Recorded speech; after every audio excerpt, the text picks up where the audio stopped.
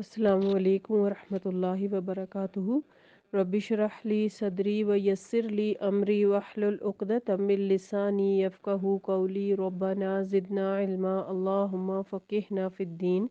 अल्लाहुम्मा अरिनल हक़्क़ हक़्क़न वरज़ुक़ना इत्तिबाअहू व अरिनल बातिला बातिलन वरज़ुक़ना इज्तिनाबा।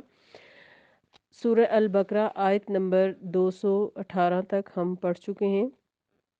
हमने कल की आयत में पढ़ा था कि ये तुमसे माह हराम के बारे में पूछते हैं कि इसमें जंग करना कैसा है। कह दीजिए कि इसमें लड़ना बड़ा गुनाह है, लेकिन अल्लाह के रास्ते से रोकना, इसका कुफ्र करना, मस्जिद हराम से रोकना और वहाँ रहने वालों को इससे निकालना अल्लाह के नज़दीक इससे भी बड़ा गुनाह है। और फितना अंगेज़ी तो कत्ल से बड़ा गुनाह है। वो तुमसे बराबर लड़ते रहेंगे यहाँ तक कि अगर इनका बस चले तो तुम्हें तुम्हारे दीन ही से फेर दें।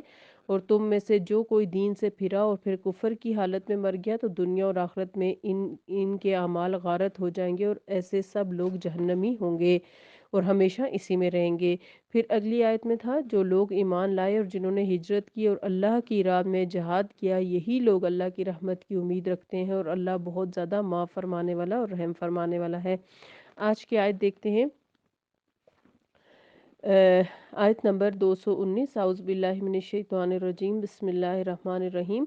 यसअलूनका अनिल खम्री वल मैसरी। वो आप सवाल करते हैं आपसे, सहाबा कराम यानी कि आप सल्लल्लाहु अलैहि वसल्लम से सवाल करते हैं खम्री वल मैसरी, खमर और शराब के बारे शराब और मैसर यानी जुए के बारे में।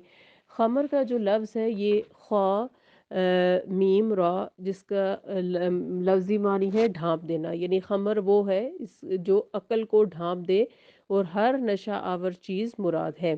इसी से खिमार जो औरत के दुपट्टे को कहा जाता है जो सर को ढांप देता है। और मैसर ये सीन रा युसर, यानी इसका एक मानी आसानी भी है और इसका मानी तकसीम करना भी है। तो मैसर वो माल जो आसानी से मिल जाए, मुराद है जुआ। तो सहाबा कराम आप सल्लल्लाहु अलैहि वसल्लम से जुए और शराब के बारे में पूछते हैं कि इनके बारे में क्या हुक्म है। कुल कह दीजिए आप सल्लल्लाहु अलैहि वसल्लम, फ़ीहा इन दोनों में यानी खमर और मैसर में इस्मुन गुनाह है। गुनाह क्या होता है? जो नेकियों से रोक दे। तो हर वो गुनाह जिस पर सज़ा लाजिम हो उसे भी इस्म कहा जाता है। यहाँ मुराद गुनाह ही है। और इस्मुन कबीर यानी जुए और शराब में बहुत गुनाह हैं। यानी क्या गुनाह है कि ये जो खमर और मैसर हैं, शराब और जुआ, ये नेकी से रोक देते हैं। व मनाफ़िउ लिन्नास, और कुछ फ़ायदे भी हैं लोगों के लिए। यानी इसमें फ़ायदे क्या हो सकते हैं कि ये पी के इंसान वक्ती तौर पे रिलैक्स फ़ील करता है।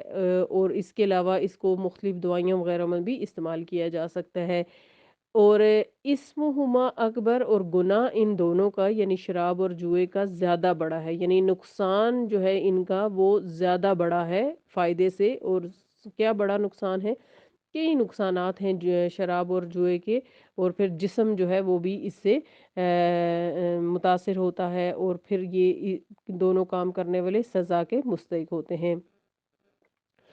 तो कहा जा रहा है कि नुकसान जो है वो इन दोनों का इनके फ़ायदे से ज़्यादा बड़ा है। तो जुआ और जो शराब है इसके बारे में यहाँ पर मना किया गया है कि अल्लाह ताला ने इंसानी नफ्सियात के लिहाज से शरई अहकामात को स्टेप बाय स्टेप नाजिल किया। इसी तरह आखिरी हतमी हुक्म को बखुशी कबूल करने के लिए ज़हनों को तैयार किया गया। एकदम से शराब और जुए को मना नहीं किया गया, बल्कि तीन स्टेप्स के अंदर इसके अहकामात आए ताकि इस के हराम होने पे ज़हनों को तैयार किया जा सके। जुए और शराब में इस माशरे के बड़े बड़े अशराफिया और अकाबिर बुरी तरह गर्क थे, लिहाजा एकदम इनको ममनू नहीं करार दिया गया। इनको सबसे पहले सिर्फ ये बताया गया कि इन दोनों के बज़ाहिर कुछ दुनियावी फ़ायदे हैं, लेकिन इनका नुकसान फ़ायदे से ज़्यादा है। फिर सूरह निसा आयत नंबर 43 में नशे की हालत में नमाज अदा करने से रोक दिया गया। तो कई सहाबा कराम रज़ियल्लाहु अन्हुम इन अहकामात के आने पर ही इन चीज़ों से बचने लगे। फिर जब आखिरी हुक्म आया तो तमाम सहाबा रज़ियल्लाहु अन्हुम इन दोनों से कतन इज्तनाब करने लगे। फिर इसी आयत में आता है, वयस अलूना का माजा युनफिकून। वो सवाल करते हैं आप सल्लल्लाहु अलैहि वसल्लम से क्या कुछ खर्च करें। कुल कह दीजिए आप सल्लल्लाहु अलैहि वसल्लम, अल अफ़वा ضرورت سے زائد، آئن فے واو اف اس کا روٹ ہے، اور اپنی بیوی اور اولاد کی ضرورت پوری کرنے کے بعد جو بچ جائے اپنے لیے چھوڑ کر جو ہے وہ دوسروں کو دینا۔ تو اف جو ہے وہ سب سے اچھی چیز دینا، جو بچ جائے اور دے دینا، یا جس کو دینے میں تکلیف نہ ہو اور بغیر مانگے دے دینا، یہ ساری چیزیں آتے ہیں۔ کذالک اسی طرح یبین اللہ لکم الآیات لعلکم تتفکرون، اسی طرح اللہ سبحانہ وتعالیٰ تمہارے لیے اپنی آیات بیان کرتا ہے تاکہ تم غور و فکر کرو، یعنی دنیا اور آخرت کے بارے میں کچھ پلاننگ کر سکو، کچھ سمجھ سکو۔ تو یہاں اس بات کی ترغیب دی جا رہی ہے کہ جو مال جائز ضروریات پوری کرنے کے بعد بچ جائے اسے اللہ کی راہ میں خرچ کرو، لیکن اس کی کوئی حد مقرر نہیں کی گئی۔ جتنا بھی خرچ کر سکتے ہیں آرام سے وہ کرنا چاہیے۔ پھر اگلی آیت میں فرمایا فی الدنیا والآخرہ، دنیا اور آخرت میں، یعنی دونوں میں غور و فکر کرو، دین اور دنیا دونوں کو ساتھ رکھو، خرچ کرنا آخرت کے لیے بھی اور دنیا کے لیے بھی۔ وَيَسْأَلُونَكَ، وہ سوال کرتے ہیں آپ صلی اللہ علیہ وسلم سے، انل یتامیٰ، یتیموں کے بارے میں۔ تو یتیموں کے ساتھ کیا معاملہ کریں ہم سے کہیں کوئی زیادتی نہ ہو جائے، یہ فکر ہوتی تھی صحابہ کرام کو، تو وہ سوال کرتے تھے۔ کل کہہ دیجئے آپ صلی اللہ علیہ وسلم، اصلاح کرنا، خیر خواہی کرنا، لہم ان کے لیے، خیرن اچھا ہے، ٹھیک ہے۔ تو اس میں کھانے پینے کے علاوہ ان کی بہترین تربیت اور ان کے مستقبل کی فکر کرنا بھی مراد ہے، اور ان سے محبت کرنا۔ وَإِن تُخَالِطُوهُمْ فَإِخْوَانُكُمْ، اور اگر تم ملا لو ان کو تو وہ تمہارے بھائی ہیں، یعنی ان کے ساتھ ان کا کھانا پینا جو ہے وہ اپنے ساتھ ملا کے بناؤ، تو یہ تمہارے دینی بھائی ہیں، اور ایک ہی جگہ بنا لو، کچھ تمہارا اس میں حصہ اور کچھ ان کا ہو، تو اس میں کوئی حرج نہیں، کیونکہ یہ تمہارے دینی بھائی ہیں۔ آپ صلی اللہ علیہ وسلم نے فرمایا میں اور یتیم کا پالنے والا جنت میں ایسے ہوں گے پھر آپ صلی اللہ علیہ وسلم نے اپنی دونوں انگلیاں اٹھا کر دکھائیں۔ تو یہ آیت جب قرآن پاک میں اتری کہ جو لوگ یتیموں کا مال ناحق کھاتے ہیں وہ اپنے پیٹوں میں آگ بھرتے، اس سے صحابہ کرام رضی اللہ عنہم کو پریشانی ہوئی کہ ان کا کھانا الگ الگ بنایا جائے۔ اس پر یہ آیت آئی کہ نیت صاف رکھو تو کوئی مسئلہ نہیں ہے، یعنی ان کا کھانا ساتھ میں بنایا جا سکتا ہے، نیت کیا ہے یہ اصل بات ہے۔ واللہ، اور اللہ تعالیٰ، یعلم المفسد من المصلح، اللہ جانتا ہے فساد کرنے والوں کو، یعنی نیت کی خرابی والوں کو، اور نیک نیتی کرنے والوں کو بھی اللہ تعالیٰ بہتر جانتا ہے۔ تو مومنوں کو ہدایت کی گئی ہے کہ یتیموں کے ساتھ جذبہ خیر خواہی رکھتے ہوئے مشفقانہ سلوک روا رکھا جائے، اور ان کو وبال جان سمجھنے کے بجائے اپنے خاندان کا حصہ سمجھتے ہوئے ان کی بہترین طریقے سے پرورش کی جائے۔ پھر کہا جا رہا ہے کہ وَلَوْ شَاءَ اللَّهُ لَأَعْنَتَكُمْ، اور اگر چاہتا اللہ تعالیٰ البتہ مشکل میں ڈال دیتا تم کو، یعنی ایسی مشقت میں ڈالنا جس میں ہلاکت محسوس ہو، ہلاکت کا اندیشہ ہو۔ ان اللہ عزیز الحکیم، بے شک اللہ تعالیٰ زبردست اور حکمت والا ہے۔ یعنی بتایا گیا ہے تو کیا گیا ہے کہ اللہ چاہتا تو ان کا مال شامل کرنے کی اجازت نہ دیتا، پھر کتنا مشکل ہوتا کہ یتیم کے لیے الگ کھانا بنایا جائے، ہر چیز الگ کی جائے، لیکن اللہ تعالیٰ تمہارے لیے مشکلات بھی پیدا کر سکتا تھا، لہٰذا اب نیک نیتی کے ساتھ ان کے معاملات کا انتظام کرو، اور ذرا بھی لالچ اور طمع کو قریب نہ آنے دو۔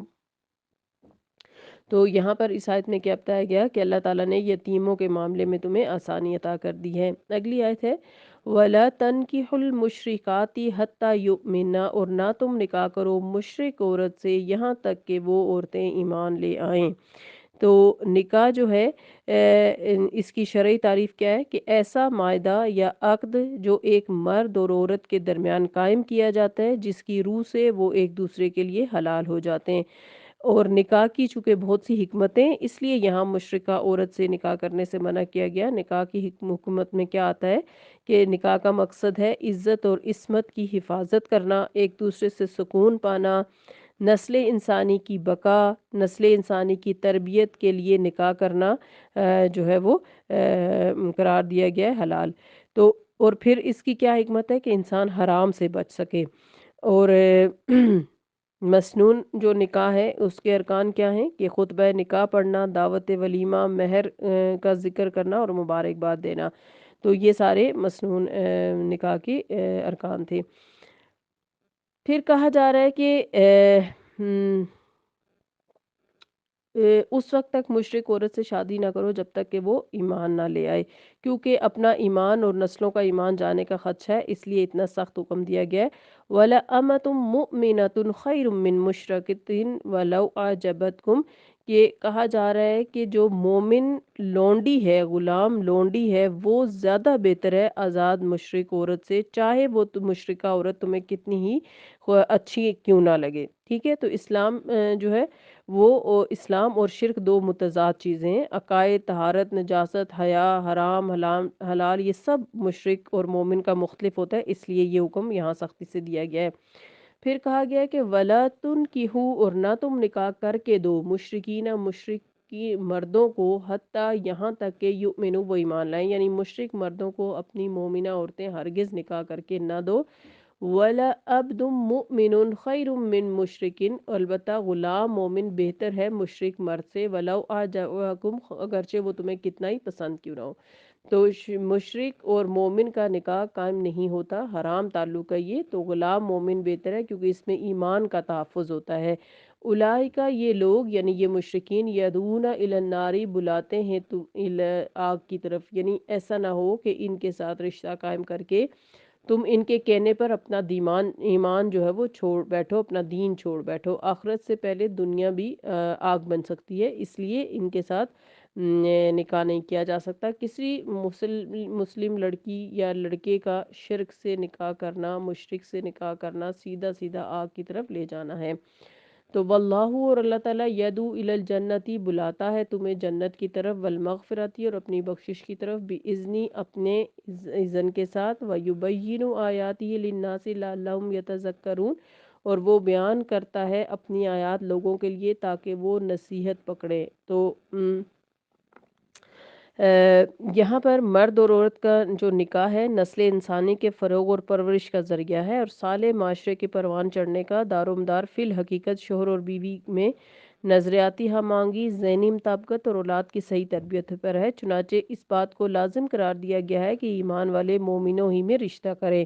البتہ سورہ المائدہ آیت نمبر 5 میں اس حکم میں ترمیم ہو گئی کہ اہل کتاب کی شریف خاتون سے نکاح کیا جا سکتا ہے، اس طرح صرف اہل کتاب کی خواتین سے رشتے کی اجازت دی گئی ہے، مومنہ خاتون ان سے نکاح نہیں کر سکتی، یعنی اہل کتاب مرد سے نکاح نہیں کر سکتی۔ یہ حکم رخصت ہی کی حد تک ہے، کیونکہ رسول اللہ صلی اللہ علیہ وسلم نے رشتے کے انتخاب میں دین اور ایمان کے پہلو کو سب سے زیادہ اہمیت دی ہے۔ فرمایا آپ صلی اللہ علیہ وسلم نے کہ خاتون سے 4 باتوں کے سبب نکاح کیا جا سکتا ہے: اس کے مال کے سبب، اس کے حسب اور نسب کے سبب، اس کے حسن و جمال اور دین کے سبب۔ تو جو دین کے سبب نکاح کرے وہ کامیاب ہو گیا۔ یہ تنبیہ بڑی سخت ہے، ظاہری حسن و جمال وغیرہ سے متاثر ہو کر مشرکوں میں رشتہ کر لینا جہنم کا خطرہ مول لینے کے مترادف ہے، کیونکہ مشرکوں میں نکاح کرنے سے اس بات کا امکان ہوتا ہے کہ انسان بیوی اور اس کے خاندان کے دباؤ میں آ کر دین اور ایمان کی حفاظت نہ کر سکے گا اور بالآخر دین ہی سے ہاتھ دھو بیٹھے گا۔ ویسے بھی اولاد کی تربیت میں تو بہرحال دشواری پیش آتی ہی ہے، خصوصاً اس وقت جب بیوی اپنے آبائی دین کے نظریات میں سخت ہو۔ مختلف نظریات کی وجہ سے باہمی تعلقات ہموار رہنا ناممکن ہوتا ہے، باہمی جھگڑے، فساد کبھی شدت اختیار کر جاتے ہیں اور طلاق تک نوبت آ جاتی ہے۔